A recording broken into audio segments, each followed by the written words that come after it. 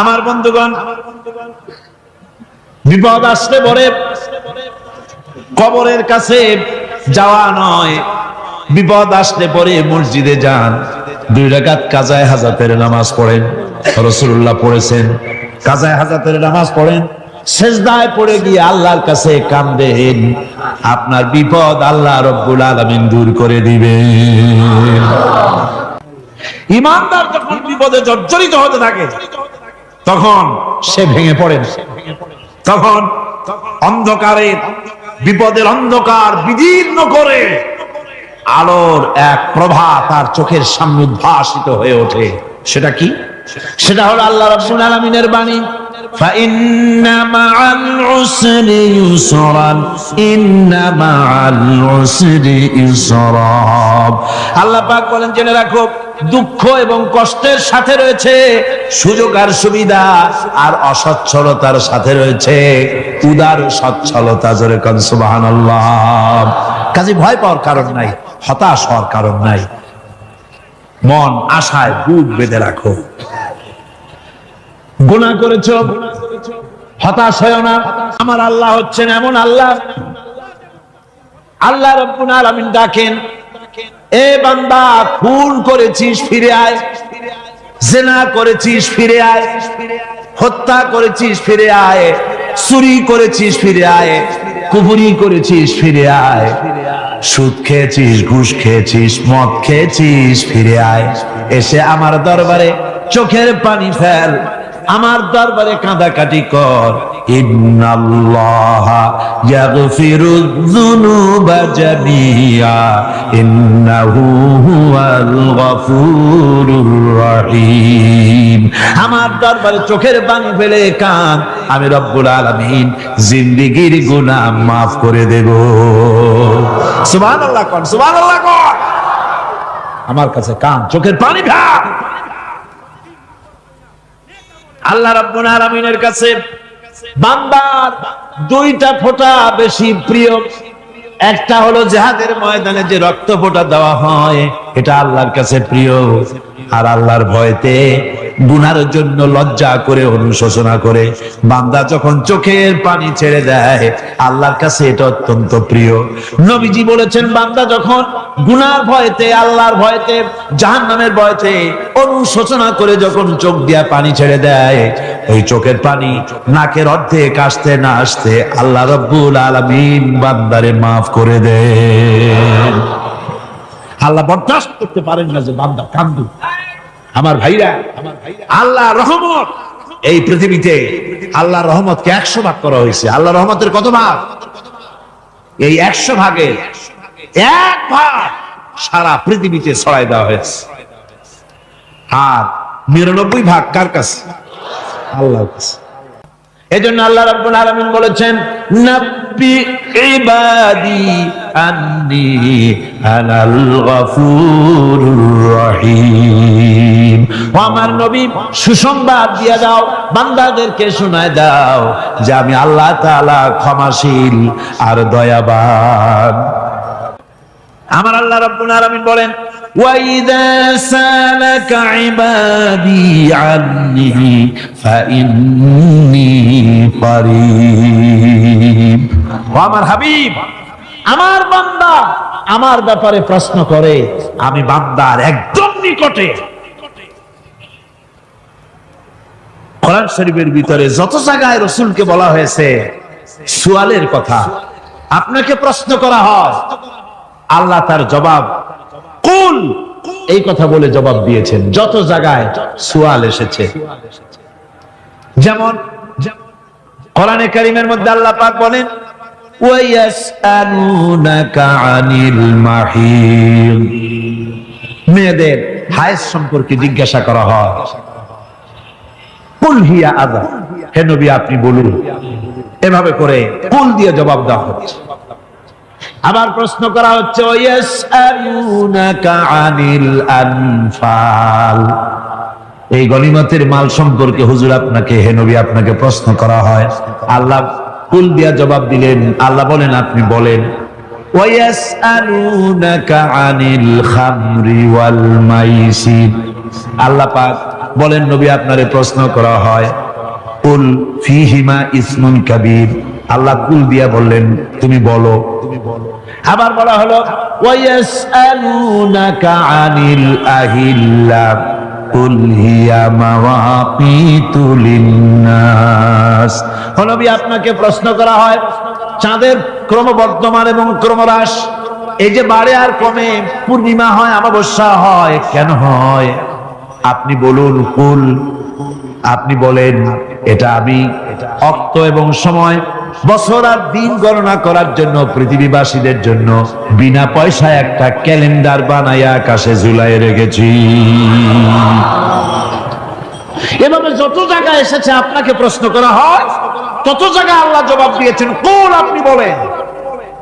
গোটা কোরআন শরীফের ভিতরে এই একটি মাত্র জায়গা যেখানে বলা হয়েছে আপনাকে প্রশ্ন করা হয়, আল্লাহ এখানে বলতে পারতেন কুল, আপনি বলেন, আল্লাহ তোমাদের নিকটবর্তী, এভাবে জবাব হয় না।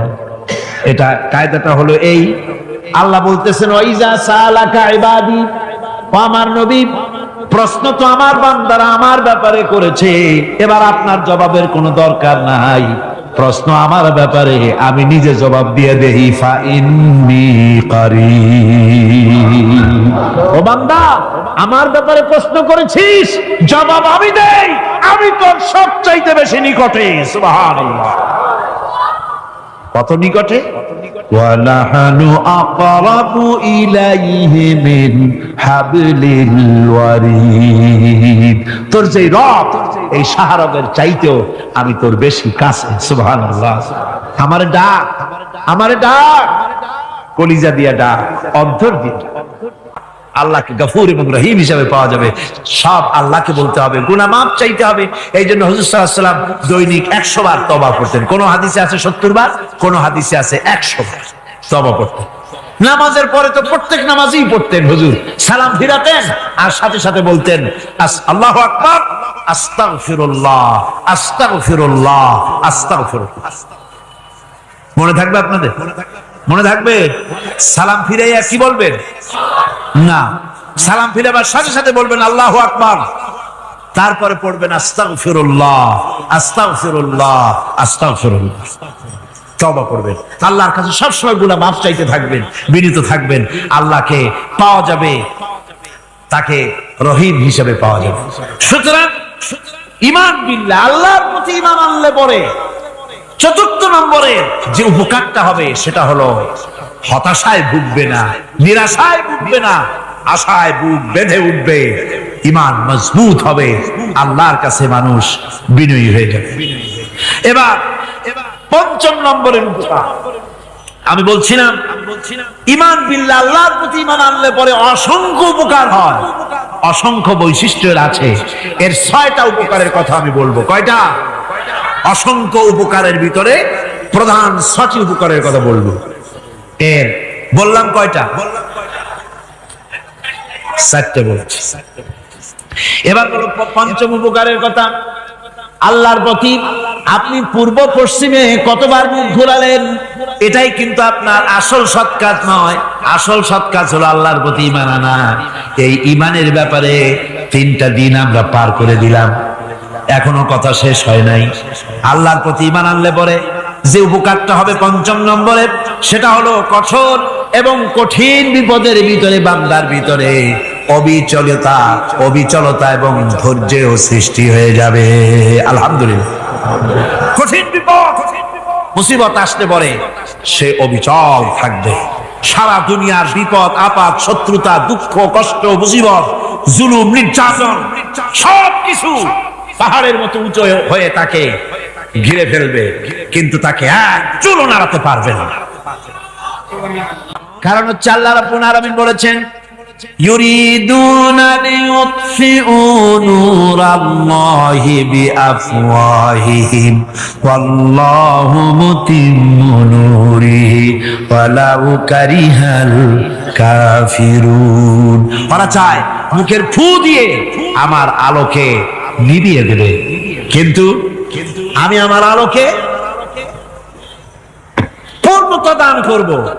তাতে কাফের বেঈমানদের কলজায় যত জ্বালা যন্ত্রণা হোক, আমার দিন কেউ মিটাই দিতে পারবে না। সুবহানাল্লাহ। সুতরাং বিপদে অবিচলতা আসবে, সে অটল হবে, মজবুত হবে। কোরআনে কারীম বলতেছে ওয়া কাযালিকা জাআলনা লিকুল্লি নাবিয়্যিন আদুওয়াম মিনাল মুজরিমিন। এই পৃথিবীতে এমনি করে আমি সকল নবীদের শত্রু বানিয়েছি, সব পাপিষ্ঠ অপরাধীদেরকে। নবীদের সাথে বিরোধিতা করেছে কারা? পাপিষ্ঠরা, অপরাধীরা। এই যে বাধাটা আসে, এই যে মারে, অপরাধ অপরাধ কি? এই যে তারা চোর বা ডাকাত যাদের মারা হয়। আল্লাহ রাব্বুল আলামিন বলেন অপরাধ হলো ওয়ামা নাকামু মিনহুম ইল্লা আইয়ুমিনু বিল্লাহিল আজিজিল হামিদ। অপরাধ হচ্ছে ঈমানদার লোকদের উপরে নির্যাতন চালিয়েছে, অন্য কোনো কারণে নয়। কারণ একটাই, তারা আল্লাহর জমিনে আল্লাহর দ্বীন প্রতিষ্ঠা করতে চেয়েছে, আর কোনো অপরাধ না। জমিন আল্লাহর, জমিন কার? এই বিশাল জনসমুদ্র গর্জে উঠুন এক চোখে, বলুন জমিন কার? আইন চলবে কার? এখানেই সংঘর্ষ বেঁধেছে আবহমান কাল ধরে। মানুষ অত্যাচারিত হয়েছে, সাহাবায়ে কেরাম অত্যাচারিত হয়েছেন। বুখারী শরীফের হাদিসে এসেছে রাসূল করিম সাল্লাল্লাহু আলাইহি ওয়াসাল্লামের কাছে হযরতে খাব্বাব গিয়ে উপস্থিত হয়েছিলেন। হযরতে খাব্বাব বলেন, হাদিসটা এভাবে লেখা হয়েছে বুখারীতে, ওয়ান খাব্বাব বিন আরিদ রাদিয়াল্লাহু তাআলা আনহু قال شكونا إلى رسول الله صلى الله عليه وسلم وهو متوسد بردة له في ظل الكعبة। রাসূলুল্লাহর কাছে কেন? কাবা শরীফের কাছে গিয়ে দেখি নবীজি একটা চাদর গায়ে দিয়ে তিনি আরাম ফরমাচ্ছিলেন কাবা শরীফের ছায়ায়। সেখানে গিয়ে বললাম, আলা তাস্তানসিরু লানা আলা তাদউ লানা ইয়া রাসূলুল্লাহ, হে আল্লাহর রাসূল, আপনি কি আমাদের জন্য আল্লাহর কাছে দোয়া চাইবেন না? আপনি কি আল্লাহর কাছে আমাদের জন্য সাহায্য চাইবেন না? আমাদের লোকগুলিকে, মুসলমানগুলিকে মারতে মারতে তো শেষ করে ফেলে দিল। তারা আমাদের সুমাইয়াকে মারলো, আমাদের খাব্বাবকে উটের সাথে পায়ের দড়ি লাগায় টানলো, আমাদের খোবায়েবকে তারা আগুনের উপরে চিৎ করে শোয়ায় রাখলো, না খায় রাখতেছে, মারতেছে। কষ্টে তো শেষ হয়ে গেলাম, হুজুর আপনি কি আমাদের জন্য দোয়া করবেন না? হাদিস শরীফে এসেছে নবীজি উঠে বসলেন সোজা হয়ে। নবীজি বলেন, ও আমার সাহাবী, ও খাব্বাব শোনো, তোমাদের আগে এই পৃথিবীতে যারা দ্বীনের দাওয়াত দিতে এসেছিলেন তাদেরকে সমকালীন রাষ্ট্রশক্তি, সমাজ শক্তি তাদেরকে ধরতো। ফায়ুখাজুর রাজুলু, তাদেরকে তারা ধরতো। ফায়ুফারু লাহু ফিল আরদ, আর তার জন্য জমিনের ভিতরে কবর বানাইতো। ওই কবর ফায়ুজালু ফিহা, ওই কবরের ভিতরে তাকে কোমর পর্যন্ত গেড়ে দিত। সুম্মা ইউতা বিল মানশার, এরপরে করাত আনতো। ফায়ুদাউ আলা রাসিহি, এরপরে ওই করাত তার মাথার উপরে রাখতো। ফায়ুজালু নিসফাইন, এরপরে করাত দিয়া চিরে জিল করে ফেলে দিত। মা ইয়াসুদ্দুহু যালিকা আন দীনিহি, ও আমার খাব্বাব, এত কষ্ট দেওয়ার পরেও সেই যুগের কোন মুসলমানকে, দ্বীনের দায়ীদেরকে আল্লাহর দ্বীন থেকে এক চুলো তারা সরাই দিতে পারে নাই, এক চুলো সরাতে পারে নাই। ওয়াল্লাহি, ও খাব্বাব, আমি আমার আল্লাহর নামে কসম করে বলছি, লা ইউতাম্মান্নাল্লাহু হাযাল আমরা হাত্তা ইয়াসীরা আর-রাকিবু মিন সানা ইলা হাযরামাউত। আমি কসম করে বলি, আল্লাহ রাব্বুল আলামিনের এই সানা থেকে হাজারামাউত পর্যন্ত লোকেরা যাতায়াত করবে, সুন্দরী রমণীরা গমন করবে, সদাগরেরা যাতায়াত করবে, টাকা নিয়ে পয়সা নিয়ে যাতায়াত করবে। তাদের মনের মধ্যে লুটের ভয়, টাকার ভয়, চুরির ভয়, ডাকাতির ভয়, জেনার ভয়, হত্যার ভয়, ধর্ষণের ভয়, কোন ভয় থাকবে না। লা ইয়াখাফু ইল্লাল্লাহ, আল্লাহ ছাড়া কোনো ভয় থাকবে না। এমন একটা সমাজ, এমন একটা সময় আসবে, ওয়ালাকিন্নাকুম তাস্তাজিলুন, অথচ খুব তাড়াহুড়ো তোমরা করতেছো। তাড়াহুড়ো করো না, সময় আসবে ইনশাআল্লাহ। আর সে সময় আসছিল মদিনায়, আসে নাই? আসে নাই? আমার বন্ধুগণ, কঠিন বিপদে অবিচলতা এবং ধৈর্যের দৃষ্টান্ত রেখে গেছেন আম্বিয়া আলাইহিমুস সালাম। সুবহানাল্লাহ। কঠিন বিপদে অবিচলতা, দৃঢ়তা, ধৈর্য কারে বলে, তার দৃষ্টান্ত কারা রেখেছেন? আম্বিয়া আলাইহিমুস সালাম। ওনারাই আমাদের আদর্শ, নবীরাই আদর্শ। সাহাবায়ে কেরাম রিদওয়ানুল্লাহ তাআলা আলাইহিম আজমাইন আমাদের আদর্শ। ভাইরা আমার, মুসা আলাইহিস সালামকে ফেরাউন যখন ঘিরে ফেলে দিল, কোরআনের সব কথা গল্প গুজবার ইতিহাসের জন্য লেখা হয় নাই। কোরআনের মধ্যে যা লেখা হয়েছে সব বান্দাদের উপদেশের জন্য, যাতে করে লোকেরা চিরটা কাল এর থেকে উপদেশ নিয়ে নিজেদের তৈরি করতে পারে। জোরে বলেন সুবহানাল্লাহ। মুসা আলাইহিস সালামের কথা আল্লাহ বলেন, ফেরাউন তাকে ঘিরে ফেলে দিল, পালাবার রাস্তা নাই। ফালাম্মা ترى الجمعان قال أصحاب موسى إنا لمدركون। মুসা আলাইহিস সালামের উম্মতরা বললেন, হে মুসা, পাকড়াও হয়ে গেছি, পালাবার রাস্তা নাই। তিন দিক থেকে আমাদেরকে ঘেরাও করেছে ফেরাউনের শক্তি। সামনে কি? দরিয়া, আর তিন দিকে কি? ঘেরাও আন্দোলন। তিন দিক থেকে ঘেরাও হয়ে গেছে, পালাবার কোন রাস্তা। হযরতে মুসা আলাইহিস সালামের কাছে উম্মতরা বললেন, পালাবার তো কোনো পথ নাই, এখন উপায়টা কি? আমাদের তো আর উপায় নাই। মুসা আলাইহিস সালাম দেখেন বিপদে পড়ে গেছেন, কিন্তু ধৈর্য হারান নাই, ভয় পান নাই। ভয় পাইছিলেন? ভয় পেয়েছেন? প্রশ্নই ওঠে না। মুসা আলাইহিস সালাম, আল্লাহ পাক যাদেরকে বলেছেন উলুল আযম রাসূল, যাদের বলেছেন তার মধ্যে হযরত মুসা একজন উলুল আযম পয়গম্বর। চারটি গাড়ি কথা না, আল্লাহ কথা বলছেন তার সাথে, কালিমুল্লাহ তিনি। সুবহানাল্লাহ। মুসা আলাইহিস সালাম শোনালেন, কাল্লা ইন্না মাইয়া রাব্বি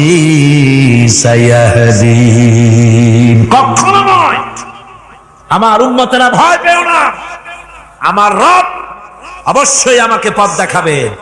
সুবহানাল্লাহ। তিন দিক থেকে শত্রু, একদিকে দরিয়া, পালাবার কোন রাস্তা নাই। সেখানে দৃঢ়তার সাথে তিনি বলছেন, অবশ্যই আমার আল্লাহ আমারে পথ দেখাবে। সুবহানাল্লাহ। নবীরা এই দৃঢ়তা দেখিয়েছেন, অবিচলতা দেখাইছেন। আল্লাহ পাক মুসা আলাইহিস সালাম যখন এই দৃঢ়তা দেখালেন, এই অবিচলতা দেখালেন, সঙ্গে সঙ্গে জিবরাইল এসে হাজির হয়ে গেলেন। আল্লাহ পাক বলেন, ফাআওহাইনা ইলা মুসা আন আদরিব বিআসাকাল বাহরা ফানফালাকা ফাকানা কুল্লু ফিরকিন কাত্তাউদিল আযীম। মুসা আলাইহিস সালামকে আমি ওহী নাযিল করলাম, তাকে বললাম, হাতে যে লাঠি আছে, এই লাঠি দিয়ে আঘাত করো দরিয়ার উপরে। দরিয়ার উপরে আঘাত করলেন, একটা রাস্তা হয় নাই, 12টা রাস্তা তৈরি হয়ে গেল। আর দেওয়ালগুলা পাহাড়ের মতো উঁচা হয়ে গেল। দরিয়ার ভিতরে পাহাড়ের মতো উঁচা, মজবুত 12টা রাস্তা। এবার মুসা আলাইহিস সালাম তার দলবল নিয়ে চললেন। আল্লাহ রাব্বুল আলামিন বলেন, وأنجينا موسى ومن معه أجمعين। মুসা এবং তার সাথী সঙ্গীদেরকে আমি পার করে দিলাম। মুসা আলাইহিস সালাম এবং তার সাথী সঙ্গী নিয়ে যখন দরিয়ার মাঝখানে আসছে, ফেরাউন তার দলবল নিয়ে এসে গেছে। আসে দেখে নদীর মধ্যে রাস্তা। বাবা, উক্ত কায়দা।